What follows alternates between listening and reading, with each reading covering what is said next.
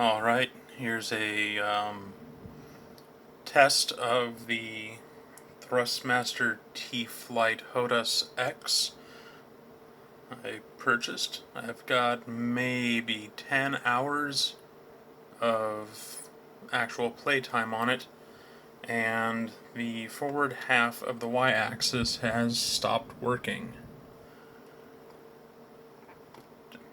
Pulling back on the stick goes up.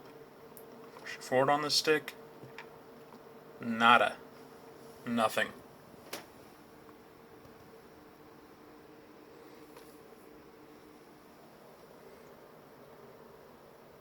Nothing. See if I can get the stick and the calibration screen on camera.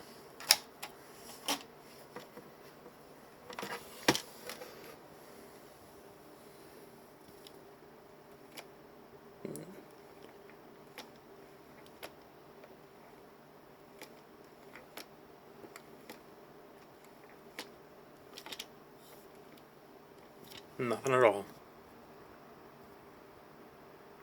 Just recording this in case my return is disputed.